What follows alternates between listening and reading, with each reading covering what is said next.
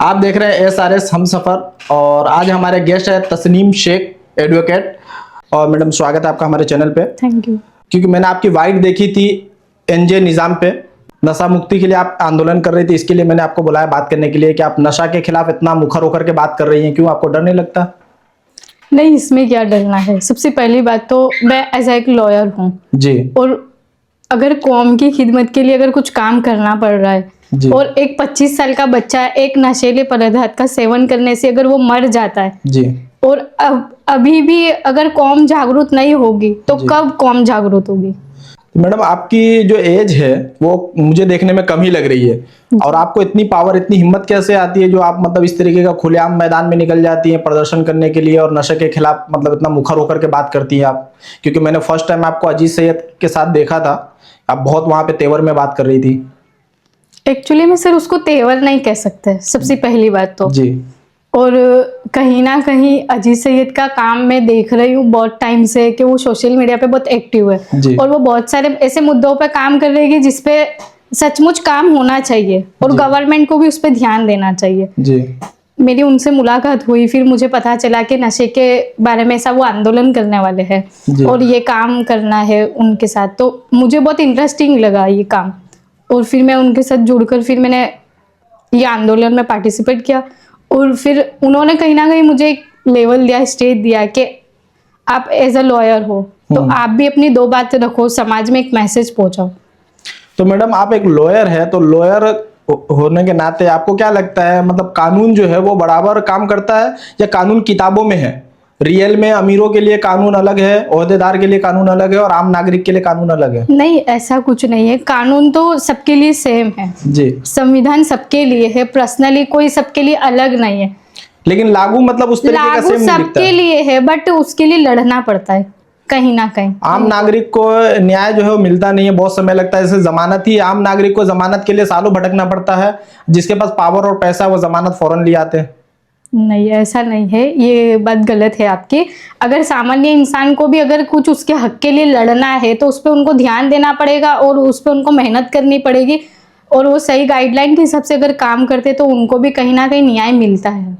तो आप कौम की ऐसी बेटियों को क्या पैगाम देंगे जो मतलब समझिए घर से बाहर नहीं निकलती, या फिर वो घर से बाहर निकलती है तो कुछ और ही कर रही होती है, नाच गाना कर रही होती है, कुछ अच्छा काम नहीं करती जिसमें नाम कौम का और देश का नाम ऊंचा हो, जैसे वकालत करे या कुछ बड़े ओहदे पे कुछ काम करे? जैसे अभी समझिए शहर शेख MIM पार्टी से महाराष्ट्र में उन्होंने भी कुछ अच्छा काम किया जिसमें कौम का नाम ऊंचा हो रहा है, देश का भी नाम ऊंचा हो रहा है। आपकी बात सब सही है। सबसे पहले तो पेरेंट्स की परवरिश पे भी कुछ डिपेंडेंट होता है कि वो पेरेंट्स उनके बच्चों को किस तरीके का परवरिश कर रहे हैं। जी। और अगर हमको वो बाहर निकलने की परमिशन देते हैं, कहीं ना कहीं हमको फ्रीडम मिलती है पढ़ाई की, बाहर जाने की, ट्यूशन क्लासेस की, तो वो फ्रीडम का हमको सदुपयोग करके उनको एक विश्वास दिलाना रहता है पेरेंट्स को कि नहीं मैं ये कर सकती हूँ, तुम मेरे को ये चीज़ के लिए परमिशन दो। जी।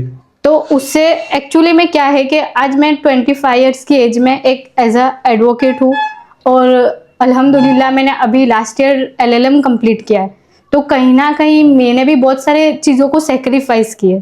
2013 से आप इस लाइन में हैं, मतलब सोशल वर्किंग में, और 2026 चल रहा, मतलब तकरीबन 9 साल। जी। तो 9 साल में, लेकिन अभी हमने आपको हाल में ही देखा था NJ निजाम पे, उससे पहले आपने ऐसा खुल के कहीं दिखी नहीं है प्रोटेस्ट में या फिर सोशल में कुछ काम करते हुए? एक्चुअली में मेरी पढ़ाई चल रही थी 12 के बाद से। मैं खुद इंडिपेंडेंट वूमन हूँ। मैं खुद मतलब ऐसा चाहती थी कि मैं एक लाइफ में एक स्टेज ले लूँ, जी।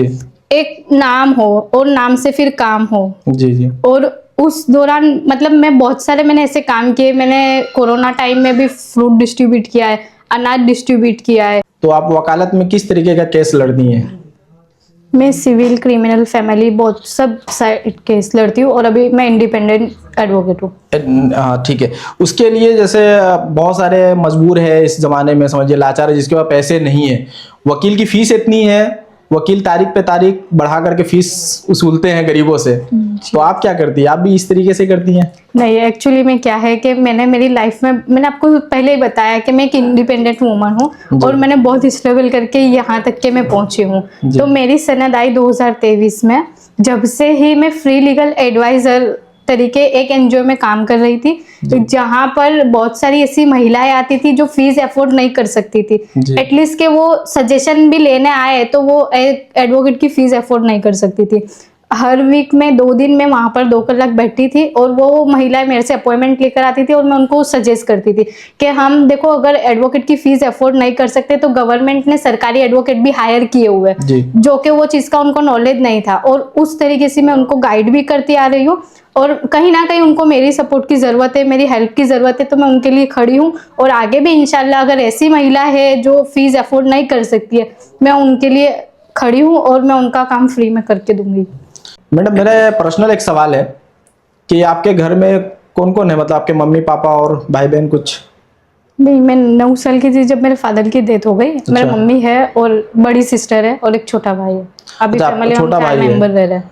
तो आपके 9 साल के उम्र में समझिए आपके पिताजी का डेथ हो गया, तो आपके घर का खर्चा और आपकी पढ़ाई का खर्चा किसने उठाया ये? एक्चुअली में हमने बहुत मेहनत की है। मैंने भी सिलाई काम किया है, कहीं ना कहीं ब्यूटिशियन का भी काम किया है, और मम्मी भी घर में हाउसवाइफ है, वो भी कहीं ना कहीं हमको सपोर्ट कर रहे थे जी। और फिर थोड़े टाइम मैंने 12th तक के पढ़ाई की। 12th के बाद फिर मैंने पढ़ाई के साथ साथ एक एनजीओ में 9 कलाक काम भी किया है, और उसके साथ साथ मैं मेरी पढ़ाई का थोड़ा बहुत खर्चा कहीं उठाती थी। और फैमिली में मेरी बड़ी सिस्टर ने भी बहुत सपोर्ट किया है। अभी करंटली उनकी जॉब है, गवर्नमेंट सर्विस है, वो ही सारा खर्चा वगैरह उठा रहे हैं। तो आप लोग देख लीजिए, इन्होंने समझिए 9 साल की उम्र में पिताजी का डेथ होने के बाद इन्होंने मतलब खुद काम करके मेहनत करके अपनी पढ़ाई का भी खर्चा उठा और यहाँ तक पढ़ी है। बहुत इनसे समझे मोटिवेट मिलेगा लोगों को, जो हमारी कौम की बच्ची आजकल जो है समझिए गलत लाइन में उतर जाती है। खुद मेहनत करके यहाँ तक पहुँची है, वकालत कंप्लीट किया और सिस्टर ने कुछ सपोर्ट किया और यहाँ तक पहुँची। आप लोग के लिए बहुत मोटिवेशन वाली बातें हैं ये। 9 साल की उम्र में पिताजी की डेथ होने के बाद यहाँ तक पहुँची हैं, ये बहुत इस इंस्पिरेशन की बात है। इनसे बहुत कुछ सीखने की ज़रूरत है। आजकल की कौम की हमारी माँ बहनों को बहुत कुछ सीखने की ज़रूरत है। जो इनकी माँ ने इनके लिए कुछ किया और यहाँ तक लाया, और इन्होंने सिलाई का काम करके और बहुत सारे काम करके मतलब किसी भी तरीके से इन्होंने हिम्मत नहीं हारा, पढ़ाई कंप्लीट किया, इन्होंने वकालत कंप्लीट की और यहाँ तक आज पहुँची है। हमारी कौम की माँ बहनों को बहुत कुछ इनसे सीखने की ज़रूरत है। सलाम है ऐसी बहनों को जिन्होंने यहाँ तक पहुँचा है और आज आगे भी कुछ करने के लिए चाहती हैं। आप जो है हमारी कौम की माँ बहनों को कुछ मैसेज दे दें जो ऐसा कुछ करे, आपके जैसा कुछ मतलब मोटिवेट हो। सबसे पहले तो मैं सारी कौम की माँ बहनों को एक मैसेज देना चाहती हूँ कि वो अपनी जो एज है 18 साल से लेके 25 साल की एज, वो टाइम पीरियड में वो टाइम वेस्ट ना करे, ना सोशल मीडिया पे वेस्ट करे, ना कोई गलत काम में वेस्ट करे कि जिससे वो गोल्डन चांस हमारे हाथ से चला जाए। वो टाइम में अगर वो खुद कमा सकती है, अगर एक कपड़ा 2 बार पहनना है तो वो भी पहन सकती है, अगर वो मेहनत कर सकती है, 2 पैसा कमा सकती है और अपनी पढ़ाई में लगा सकती है, तो वो खर्च करे और अपनी पढ़ाई को कंटिन्यू रखे। और कहीं ना कहीं पढ़ाई आज वेस्ट नहीं जाती है। आज तुम पढ़ी लिखी एक डॉटर हो तो एक कल को माँ हो और कल को एक सास हो, तो तुम्हारी पढ़ाई का इफेक्ट तुम्हारे बच्चों पर, तुम्हारी फैमिली पर, कहीं ना कहीं तुम्हारी पढ़ाई वेस्ट नहीं है। मेरा मानना ऐसा है कि बहुत सारी लड़कियां ऐसा सोचती है कि हमको पढ़ के एक शादी करके घर में ही रहना है 4 दीवारी में, बट ऐसा नहीं है। वो तुम्हारी पढ़ाई कहीं भी वेस्ट नहीं है।